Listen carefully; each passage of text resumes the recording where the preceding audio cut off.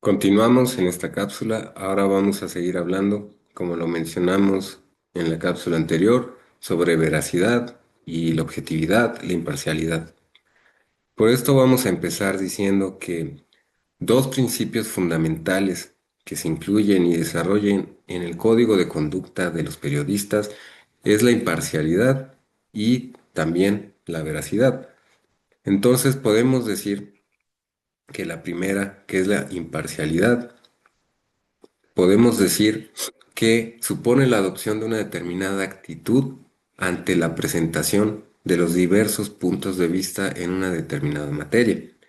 Y también es aquella actitud que permitirá al receptor de la información el correcto conocimiento y ponderación de cada uno de los puntos de vista presentes en un asunto o controversia. Y la segunda, que es la veracidad, exige del periodista un compromiso con la verdad acerca de los hechos o asuntos sobre los que se va a informar, o por lo menos con la voluntad de alcanzar la misma en la mayor medida de lo posible. Ahora, la pregunta que se puede proceder a formularse es si no debemos entrelazar de modo necesario la idea de información precisa o veraz, y esto quiere decir que la que presenta y sitúa correcta y fielmente los hechos acaecidos y las opiniones de los partícipes en una controversia, a fin de que cualquier receptor del mensaje obtenga la más verídica imagen de dichos hechos y u opiniones con la adopción de una actitud de formal imparcialidad con relación a los mismos. Y esto también quiere decir aquella actitud que permite al receptor calibrar por sí mismo la relevancia de cada uno de los elementos presentes, sean hechos, sean opiniones, y en su caso, formar libremente su propio parecer. Se trata, en definitiva, de preguntarse si la formación libre de la opinión del espectador o del oyente no exige, en cualquier caso, disponer de una correcta y potencialmente verídica composición de hechos y puntos de vista. Asimismo, que hay que pensar también si resulta posible llevar a cabo un retrato próximo, en grado máximo, a la verdad y en torno a cualquier hecho o controversia que sea noticiable. Cada uno de los datos y o puntos de vista existentes y no obstruya, al menos irremisiblemente, la ulterior formación de sus propias opiniones por parte del espectador. Pues bien, ahora, ya que planteamos esta pregunta, podemos también que no se cree que al hacerlo se haya incumplido con un deber de imparcialidad, que no es neutralidad y búsqueda de la verdad, que resulta exigible también a nosotros. Parece claro que también nos encontramos ante dos conceptos de difícil disociación, al menos en términos absolutos. Y es cierto que se trata de dos principios distintos. Siendo sintéticos, uno se orienta hacia el facilitamiento de acceso a la verdad y el otro a la libre formación de la opinión del receptor del mensaje informativo. Sin embargo, y tal como hemos mencionado, puede ser complicado exigir el respeto de uno sin hacer lo mismo, al menos en alguna medida con relación al otro. Ahora, siendo sinceros, no obstante, en la formulación de las anteriores reflexiones que acabamos de mencionar, hemos omitido otra pregunta, que puede ser un alcance filosófico, perdón, que constituye una premisa previa y necesaria, como la pregunta que va a ser, que vamos a decir a continuación, es si resulta posible adoptar una actitud susceptible de ser considerada como auténticamente imparcial en la búsqueda de la verdad. Y en cualquier caso, existe o podemos reconocer la verdad, a fin de poder, cuando menos, perseguirla. Y resulta un conocido punto de discusión dentro del ámbito de la teoría de la comunicación, el relativo a la auténtica posibilidad del ejercicio imparcial de la profesión periodística, concretamente en lo que a la tarea de informar se refiere. Y hay que tener en cuenta, en este sentido, que desde determinadas posturas se ha defendido la inviabilidad de preconizar la referida imparcialidad. señalándose también incluso que toda proclamación de imparcialidad informativa por parte de un determinado medio lo único que haría sería ocultar determinadas tendencias políticas y económicas, de imposible no destilación en la difusión de información, las cuales sería mejor en cualquier caso poner claramente de manifiesto. Por esto es que no podemos entrar muy a fondo, como se puede comprender, en una materia de este grado. Resulta también, sin embargo, y muy importante resaltar sintéticamente algunos aspectos fundamentales sobre esto, puesto que son muy relevantes a los efectos del objeto de esta parte de este tema. Y básicamente podemos centrarnos, o ya mencionamos, sobre la veracidad y la imparcialidad y dar estos conceptos y estas preguntas que nos acabamos de hacer. Por ahora podemos decir que, también continuando con esto, que el impacto de la Segunda Guerra Mundial en los sistemas constitucionales del mundo occidental, y en particular el europeo, tiene una de sus manifestaciones más destacadas en el ámbito de los medios de comunicación. Y estos pasaron a ser considerados instrumentos de importancia destacada en la garantía de la democracia y en el impedimento del resurgir de nuevos totalitarismos en el continente. Por esto es que podemos hablar, en definitiva, de una transición de las libertades de comunicación desde un punto de vista estrictamente subjetivo a una dimensión mucho más objetiva.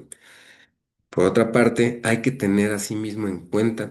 que la tradición constitucional norteamericana partía ya de una conocida idea originaria, sujeta lógicamente a una evolución posterior,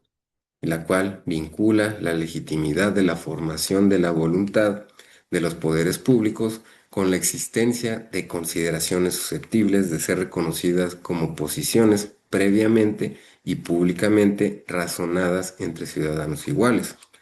Ahora, podemos decir que la concepción moderna y occidental de una democracia llevaría en su interior la necesidad de la consecución de un determinado proceso constante de socialización por parte de los ciudadanos, un nivel de socialización que debería ser el fruto, entre otros aspectos, del acceso a los asuntos relevantes de la vida política, económica, cultural y social, así como de la existencia de una continua deliberación a propósito de los mismos, de tal modo que devenga posible la libre formación por parte de cada uno de aquellos, de sus propias opiniones, como estadio previo y necesario a cualquier forma de participación, y esto también requiere, en las sociedades actuales, de la existencia de determinadas formas o canales de comunicación que faciliten una existencia de espacio público necesario para que dicho acceso y deliberación se puedan producir. Estas ideas no son ajenas en particular al sistema o un sistema jurídico, y en este sentido, los términos en los que se articula la relación entre un Estado y unos ciudadanos también parten de la necesaria observación de las libertades, y en términos históricos, como fruto de la socialización cultural de una serie de valores estrechamente vinculados al principio de la dignidad humana, en particular reconocidas las libertades de comunicación separadamente, la libertad de expresión y el derecho a comunicar o difundir libremente información veraz por cualquier medio de difusión, es que también jurídicamente se pueden señalar tempranamente que los medios de comunicación social y los profesionales que trabajan en ellos juegan también un papel fundamental en un Estado que sea democrático. Ahora, también podemos decir que es necesario recordar que es muy conocido que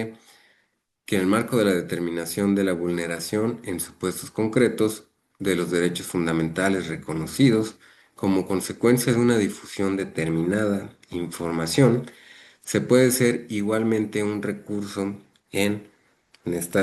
tema que estamos viendo de la veracidad por parte de un tribunal o de un sistema jurídico, un criterio que no sea dinámico.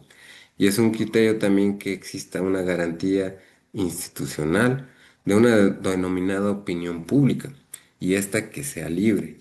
Entonces, también podemos mencionar ahora que hay algunas amenazas al profesionalismo de los periodistas. Y por esto también es cierto y que hay democráticamente, como mencionamos ahorita, que los medios de comunicación deben actuar de una manera democrática o que se relaciona con el Estado y la democracia, que están muy vinculadas al profesionalismo de los periodistas. Y estas se encuentran sometidas a una serie de amenazas por todo lo que acabamos de decir. Y estas amenazas se moverían básicamente en dos ámbitos. En primer lugar, la entrada masiva dentro del sector de los medios de comunicación, en particular, aunque no solo los audiovisuales, de criterios de actuación predominantemente comerciales. Y en segundo lugar, el surgimiento de nuevos modos de relación entre la profesión periodística y el mundo de la política. Y en lo que se refiere al primer ámbito, podemos tomar también como ejemplo un ejemplo muy extremo de los Estados Unidos. Son particularmente gráficas las conocidas palabras, aunque no originales, de Mark Fowler, presidente de la Federación Communications Commission, durante el mandato del presidente Reagan, al aseverar que the public interest is what interests the public, entendiendo con ello que los medios de comunicación son industrias como cualquier otra que producen productos de consumo, concretamente de consumo masivo, siendo el mercado el único criterio para determinar qué tipo de producto emitir. Y este tipo de concepciones, que pueden calificarse como concepciones consumeristas o consumistas de la comunicación, han tenido una manifestación bastante reciente en el intento, por ahora no consumado, de relajar las normas limitativas de la adquisición de cuotas de propiedad en determinados medios de comunicación.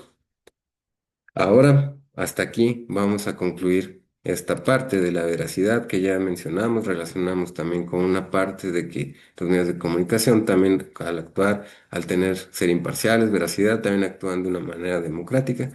y también se relaciona con el Estado y estas amenazas que pueden ser como los que mencionamos ahorita, que realmente nada más sería la entrada masiva y también estos criterios de actuación que sean comerciales. Ahora vamos a concluir la cápsula y vamos a empezar la siguiente cápsula hablando sobre el derecho a la información y la libertad de expresión.